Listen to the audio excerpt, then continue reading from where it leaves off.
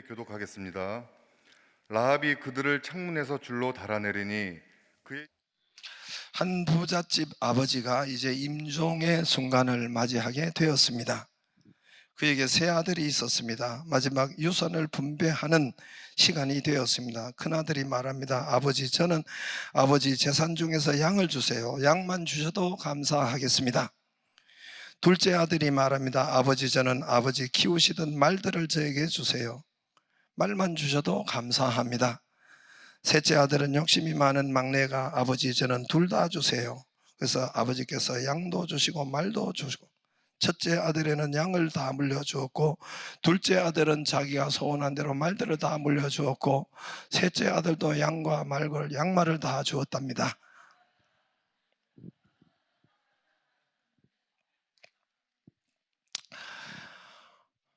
한 사람은 웃겨도 째려보고 있어요. 뭘 하고 그렇게 원수가 졌는지.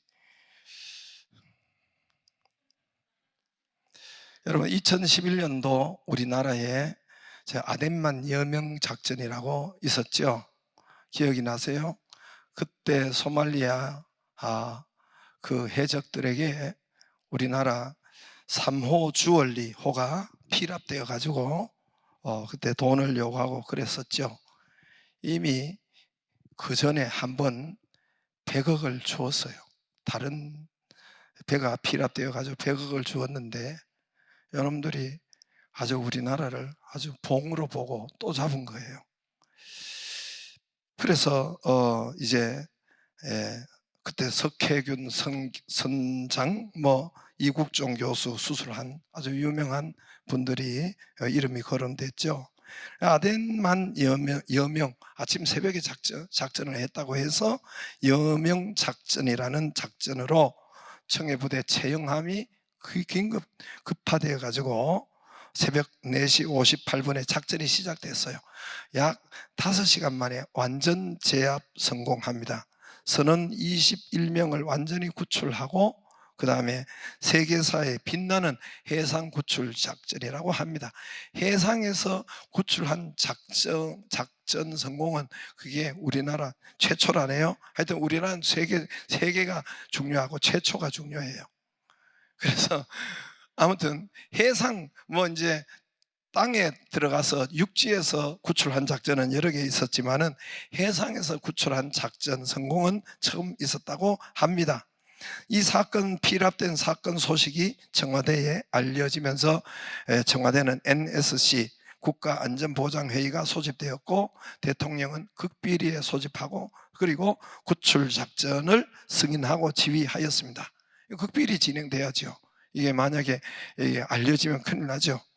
국내 부산항에서 이 비밀리, 이 여명작전 훈련 연습을 수없이 반복했답니다. 같은 헬기로 그리고 같은 비슷한 선박을 가지고 새벽에 그렇게 하는 것을 수차례 이렇게 연습하고 훈련해서 날을 잡아서 현지 해상 비밀리에 새벽에 청해부대 최영함을 현장으로 투입하고 급파하고 새벽 여명작전 훈련한 대로 그대로 성공하였고 해적 13명이 그 안에 있었는데 소탕하고 8명은 죽었고 5명은 현재 우리나라에 복역 중입니다.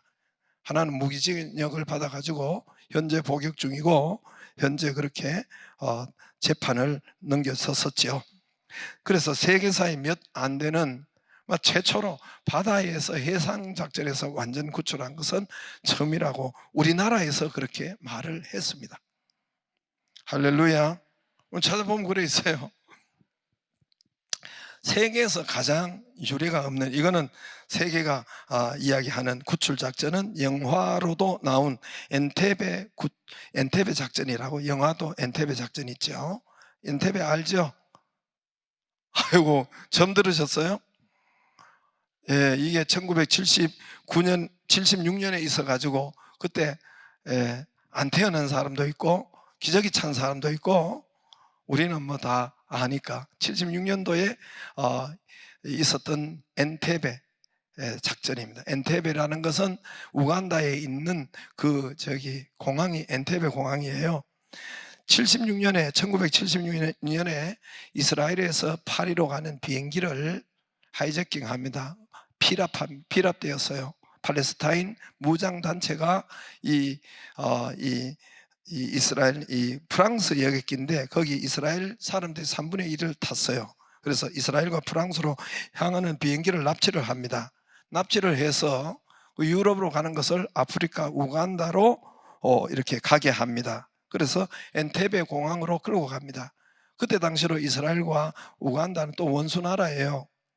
그래서 거기에 들어갈 수 없습니다만은 그 나라에 공산주의 나라에 들어갈 수 없어서 그렇지만은 이스라엘이 이 자국 103명을 엔테베 공항으로 특공대가 특급작전 비밀리 군사작전을 해서 구출작전에 이 영화 같은 성공의 스토리를 이룹니다.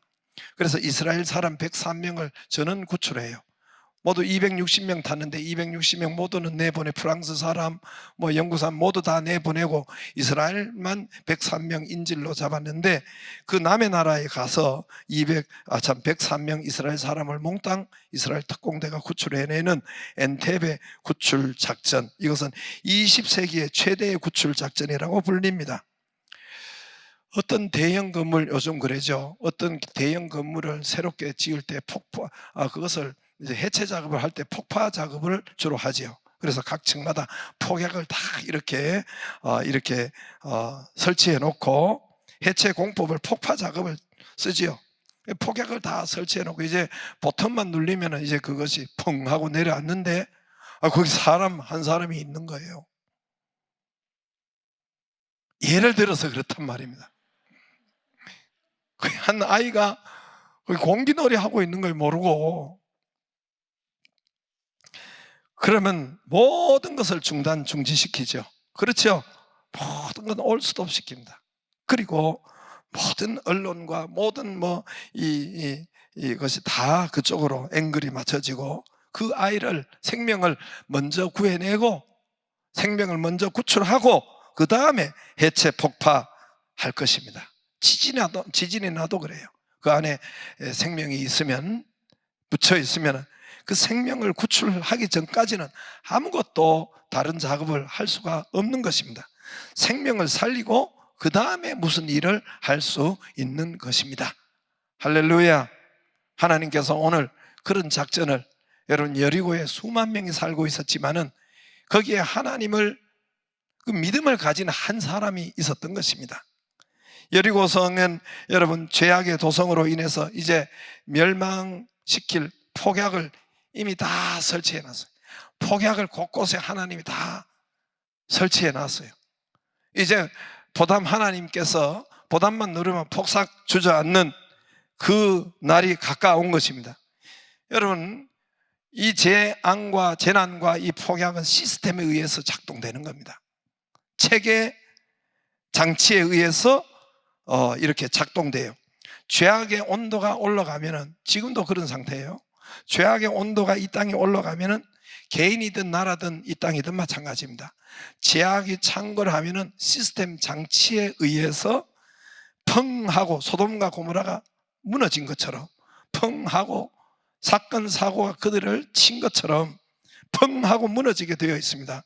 예를 들어서 여기가 우리가 냉난방기가 있는데 여러분 이 날씨가 영하로 내려가면은 시스템에 의해서 작동이 되어 가지고 영하로 내려가면 펑 하고 이 난방이 자동으로 되는 것처럼, 또 여러분 여기에 또 날씨가 또 24도 5도 높여 가면은 올라가면은 펑 하고 자연적으로 에어컨이 작동됩니다. 이건 자동이에요. 자동. 우리 이 바닥에 난방이 있는데 새벽 4시간 되면, 지금은 완전히 여러분 다 스위치를 내렸습니다만은 스위치를 올려놓고 새벽 4시면 되면 자동으로 바닥에 여기 난방이 돼요. 위에만 나오는 것이 아니라. 그리고 6시 반 되면 자동으로 난방이 꺼지는, 시간되고 때가 되고 이게 죄악이 차면 자동으로 펑 하고 여러분 거기에 폭파되는 것인데, 하나님이 지금 여리고 성경에 보면은 죄악이 창궐해서 소돔과 고모라가 죄악이 창궐하다고 했죠. 그럴 때에 여러분 펑 하고 무너져 내린 것처럼 여리고도 그 상태에 들어간 겁니다. 하나님이 폭약 설치를 다 해놓은 거예요. 다 해놓고 이제 보탬만 누리면 되는데, 이제 여리고 성도 이 카운트다운에 들어간 것입니다. 하나님의 카운트다운에 들어갔는데 하나님이 이미 시간이 지났는데도 그걸 누르지를 않은 거예요. 하나님께서 폭약을 여러분 누르지를 않은 거예요. 그 시스템에 의해서 작동되어야 되는데 그 온도가 가도 이게 펑하지 않는 거예요. 왜 그러냐면은 그 안에, 여리고성 안에 믿음을 가진 사람 딱 한 사람이 있었기 때문에 그렇습니다. 믿음을 가진, 여러분 라합이 아니라 한 여자, 믿음을 가진 한 여자가 거기에 있었습니다. 이 사람은 믿음을 가졌어요. 그 안에 하나님을 믿는 믿음을 가졌어요. 학벌을 가지지 않고 돈을 가지지 않고 뭐 관직을 가지거나 실력을 가진 것이 아니라 오직 하나님을 믿는 믿음을 그 안에 가졌습니다. 이 한 명 여자는 귀족도 아니에요, 왕족도 아니에요, 착한 사람도 아니고 선한 사람, 도덕 윤리적인 사람도 아니에요. 1절에 보면은 기생이라고 했는데 이거는 몸을 파는 기생입니다. 여러분 다른 세번역이나 공동번역의 성경을 보면은 창녀라고 나와 있고 원어에 보면은 매춘부로 나와 있습니다. 술 파고 몸을 파는 그런 매춘부로 나와 있습니다. 여리고 수천 수만 사람 가운데 여러분 하나님의 믿음을 가진 이 믿음의 사람이 딱 한 사람 그 안에 있는 것을 하나님은 아시고 하나님 집중해서 보시고 그를 구출 작정을 쓰는 것입니다. 할렐루야. 하나님을 믿는 믿음이 거기 11절에 있어요. 2장 10 우리가 듣자 곧 마음이 녹았고 너희로 말미암아 사람이 정신을 잃었나니 너희 하나님 여호와는 위로는 하늘에서도 아래로 땅 아래 하나님이시리라. 이 말은 수없이 들었지만은 하나님을 영접하고 믿는 사람은 오직 이 사람 한 사람이 거기 있는 것입니다. 그 하나님을 우리가 믿는 사람이 있는 거예요. 그리고 이 수만 사람 가운데 하나님을 믿는 사람 딱 한 사람이 있는 것을 하나님은 보시고 하나님은 아시고 여러분 그 구출 작전을 쓰는 것입니다. 여러분 거기 이 여호수아도 이 믿음을 가진 속에 믿음을 가진 여호수아도 알지 못했고 여러분 박사도 알지 못했고 제사장도 알지 못했고 여러분 내각 정치 국회의원도 알지 못했지만은 하나님은 이 안에 하나님을 믿는 믿음을 가진 사람을 알고 있어서 하나님 보고 계시고 또 이 죄악의 온도가 시스템에 의해서 펑 하고 터져야 되는데 폭약 장치 다 해놓고 터져야 되는데 폭파하지 않고 멸망시키지 않고 하나님은 거기에 여호수아를 시켜서 두 사람의 스파이를 보내라. 정탐꾼이라고 하는데 영어 성경에 보면 스파이입니다. 두 사람의 스파이를 보내라. 스파이를 보내는데 거기에 그냥 다른 일을 하러 가는 것 같지만은 스파이 두 사람을 보내셔서 하나님께서 극필히 보내시고 여호수아가 보낸 거 아니에요. 하나님이 여호수아에게 두 사람을 선출해서 보내라 했습니다. 그리고 극필히 보내고 우연히 만난 것처럼 라합 입장에서 보면은 기생 라합 입장에서 보면은 우연히 만난 것처럼 하나님은 우연히 하는 것처럼 해요. 그것도 은혜가, 내가 모르는 게 은혜입니다. 아시겠죠? 꼭 하나님이 나타나야 그러면 여러분 죽어요. 잘못하다. 간이 몰라야지. 간이 여기 붙어 있는 거 벌써 간이 지 소리를 내면 이게 뭐가 있는 거 아니에요? 죽는 절차를 밟는 거예요. 간이 지 소리를 내봐요. 위가 자꾸만 아야 아야 하고 지 소리를 내봐요. 뭐 위가 있는지 없는지 간이 있는지 없는지 모르는 것이 건강하고 좋은 거고 하나님이 여기 계시는지 안 계시는지 모르는 것 같지만은 계시는 것을 아는 것이 간이 내가 이 안에 들었는 거 얘가 간이 여기인지 모르겠다. 간이 지 존재를 자꾸 나타내고 자꾸 쿡쿡 찌르면 여러분 되겠어요? 돼요 안 돼요? 그렇지만 분명히 있단 말입니다. 지 존재가 분명히 간이 여기 있는 것이 모르는 것이 은혜요.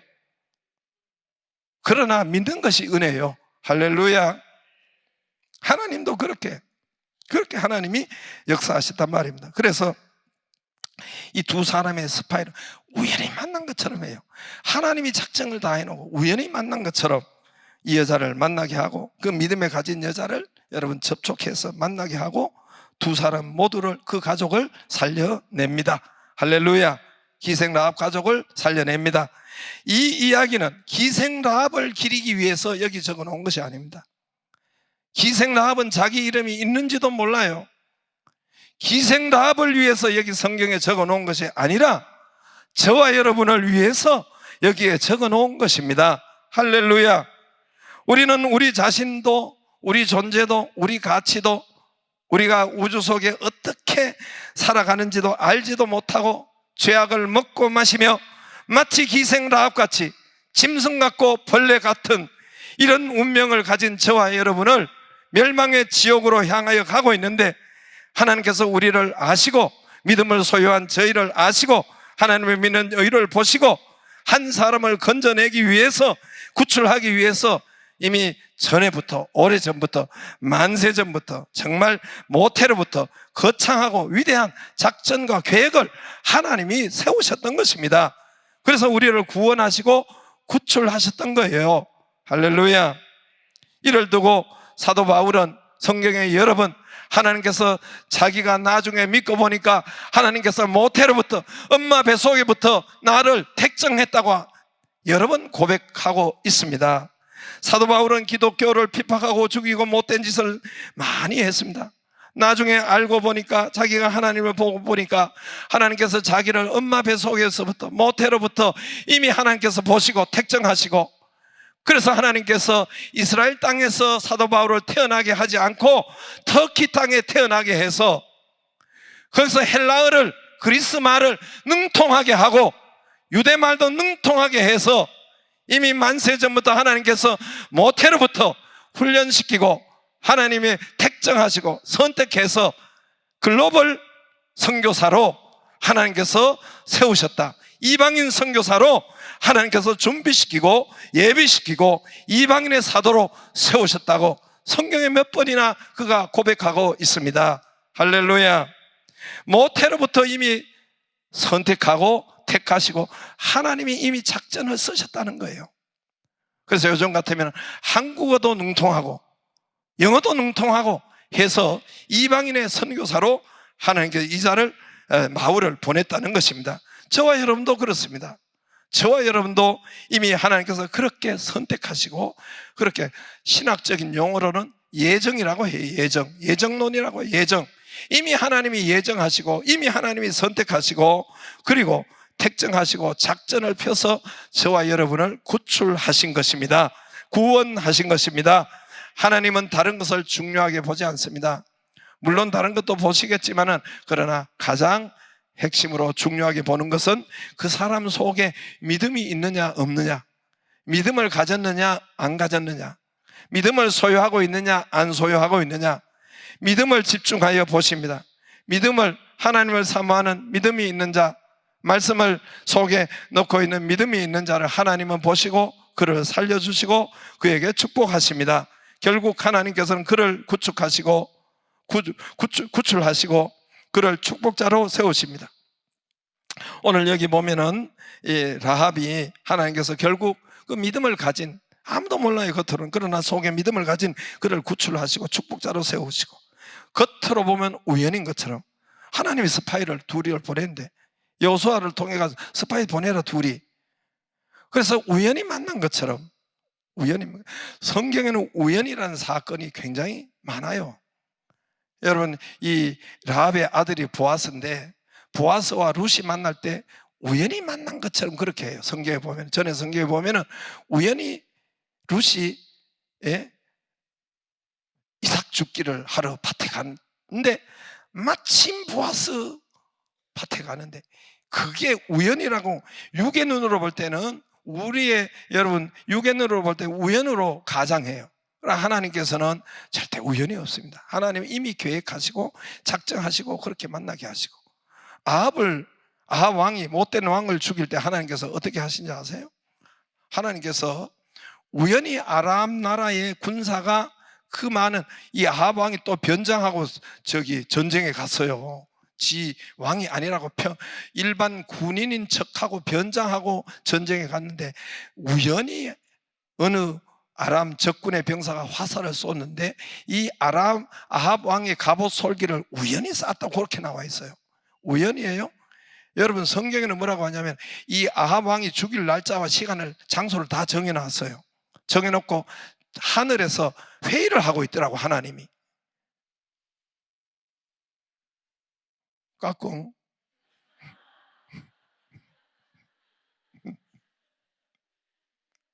하나님이 전국에서 천사들과 회의를 하고 있어요.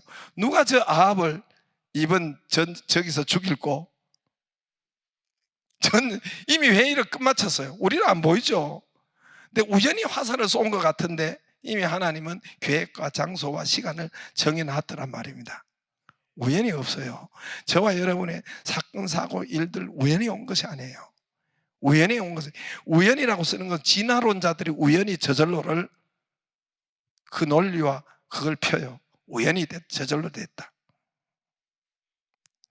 여러분 저 화단이 나무가 태어나서 우리 여 앞에 화단 있죠? 화단 들어오는데 뒤돌아보면 안 보이고 그냥 믿음의 눈으로 여기 보면은 우리 앞에 화단 있어요? 없어요? 그 나무가 돌이 우연히 있는 겁니까? 제가 거기 꾸몄어요. 몇백만 원짜리 소나무를 거기에 심었고 이렇게 아름다운 거, 이게 우연히 나무가 자란다고 꽃이 핀다고 우연입니까? 계획하고 이미 다 하고 거기에 이미 다 계획한 것이 거기 있단 말입니다. 할렐루야. 우연이 어디 있어요? 우연히 풀 한 포기도 나무 한 그루도 우연히 없단 말입니다. 하나님이 치밀한 작전을 쓰시고 그래서 그것을 신학적인 용어로 예정이라고 합니다. 또 하나님은 그들 그래서 이 내가 너희를 기생 라합이 아이고 여러분도 헷갈리겠어요. 나도 이렇게 헷갈리는데 라합 했다가 아합 했다가 뭐 이렇게 그러니까 이 기생 라합이 이제 우리 이제 이 스파이를 살려줬어요. 신고하지도 않고 이렇게 숨겨가지고 살려줬는데 왕의 신하가 와서 죽이려고 하는데 살려줬어요. 살려주는 대가로 우리 가족 전체를 살려달라 그랬어요. 그래서 이 스파이 둘이가 하나님의 사람 둘이가 그러면 가족을 다 온 가족을 너희 집에 모아라. 그리고 그냥 붉은 줄을 창문에 매달아라. 붉은 줄을 창문에 매달아라. 할렐루야. 붉은 줄 하니까 여러분 감이 잡히죠? 예, 붉은 줄 아래 모인 자는 하나님이 다 보시고 하나님이 눈여겨보시고 하나님이 집중하여 보시고 살리시고 역사하십니다. 할렐루야. 예수 피를 믿는다 그 말이 붉은 줄. 돈 붙잡고 권력 붙잡고 여러분 의지하고 백 의지하고 보험 의지하고 그런 자를 보는 것이 아니라 붉은 줄을 붙잡은 자, 붉은 줄을 붙잡은 자, 붉은 줄 아래 모인 사람들 하나님을 보시고 아시고 구출하시고 대를 이어서 축복합니다. 내 대에 끝나는 거 아니에요. 여러분 내 대에 끝나는 거 아닙니다. 여러분 이 기생 라합의 남편이 누군지 아세요? 알 수가 없죠.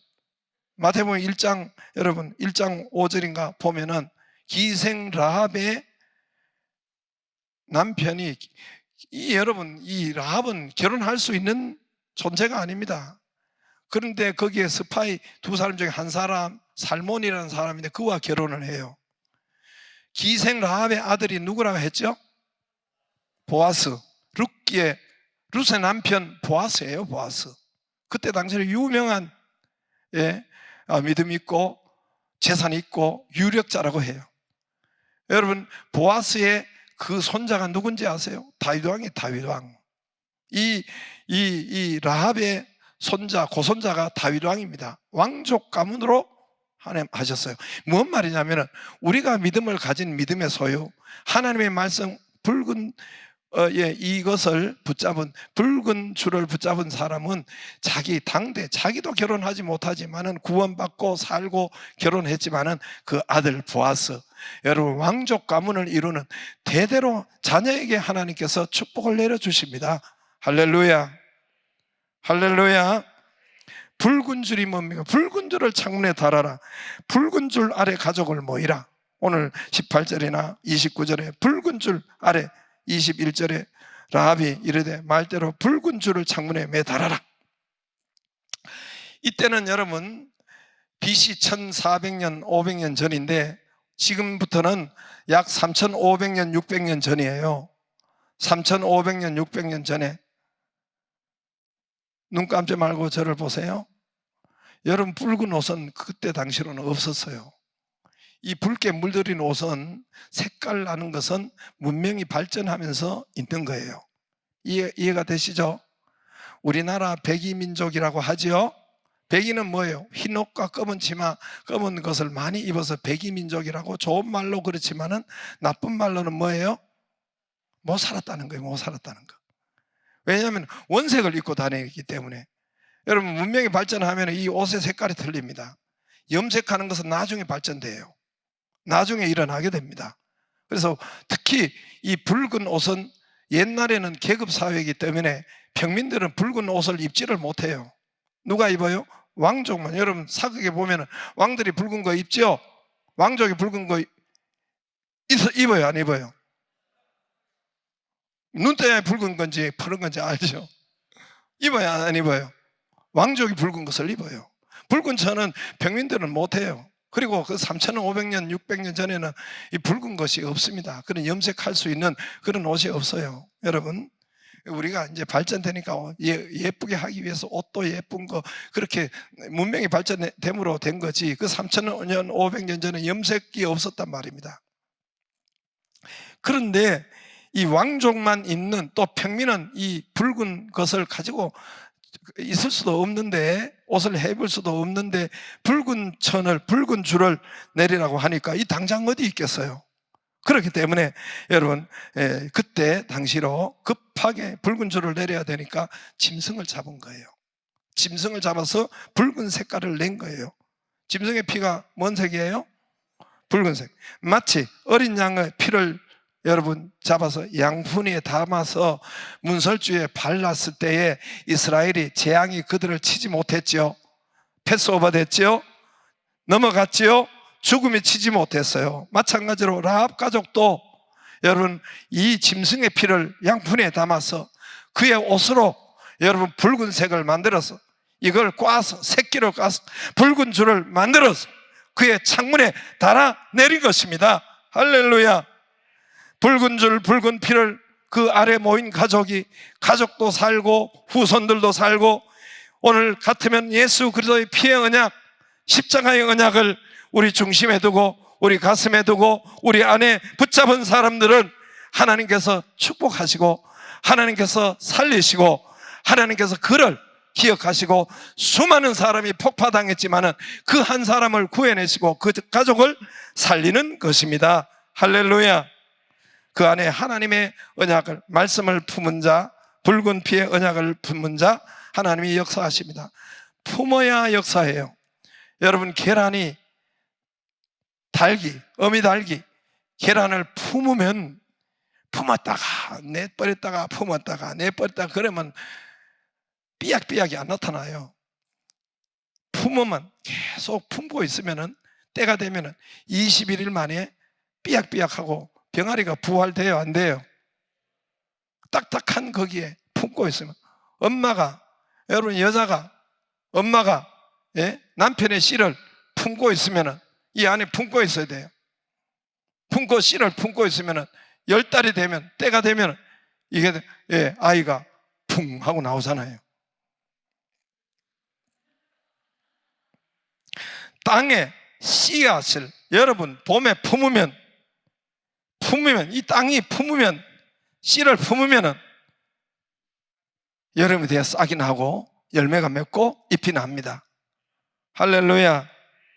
여러분, 우리가 하나님의 말씀을 품으면, 제가 여호수아 17장 17절 18절 요셉 족속 개척하라 한 분기만 이것을 품고 있으면, 품었다가 뺐다가 품었다가 뺐다가 그러면 안 나요. 그러면 안 나. 100% 안 납니다. 이걸 품고, 하나님 말씀 품고 있으면 가면 갈수록 역사가 일어나고, 이 좋은 교회로 나타나고, 여기만 좋은 교회가 여기 있으면 요것만 끝입니까? 오고 오는 세대에 이 구원의 역사를 이루는 이 복은 누가 받겠어요? 세운 사람이 여러분이 받을 거 아닙니까? 그냥 끝나는 것이 아니란 말입니다. 하나님의 말씀을 품고 있으면 때가 되면 하나님께서 번성으로 축복으로 역사하십니다. 할렐루야. 하나님 보고 계세요. 그리고 그를 구원하시고 그 가족을 살리시고 위대한 가문으로 역사하십니다. 할렐루야. 하나님은 믿음을 품은 한 사람을 보고 계시고 믿음을 품은 붉은 줄을 품은 그 가족을 보시고 구원해내시고 살려내십니다. 할렐루야. 그 후손을 축복하십니다. 여러분 믿음을 소유하기를 바라고 말씀을 품기를 바랍니다. 돈 품느라고 정신없고 권력 품느라고 그러지 말고 여러분 하나님의 말씀을 품기를 바라요. 하나님 말씀대로 믿기를 바라요. 성경에 보면은 복 있는 사람은 악인의 길을 따르지 않고 죄인의 길을 서지 않고 오만한 자리에 자리 앉지 오직 여호와의 율법은 여러분 모세 오경 율법이라고 해요. 여호와의 율법을 성경 말씀을 주야로 묵상 우리 안에 품는 자는 저가 시냇가에 심은 나무가 시절로 쫓아 가시를 맺으며 그 잎사귀가 마르지 않은 것 같으니 그 행사가 모두가 형통하리. 이건 믿는 거예요. 믿는 거. 저는 믿어요. 하나님의 말씀을 품으면 하나님이 모든 일을 형통케 하시고 이걸 그 사람이 복 있는 사람이에요. 말씀대로 믿는 거예요. 말씀대로. 할렐루야. 여러분 이 은혜가 있기를 주 여러분 축복합니다. 다 같이 일어나서 여러분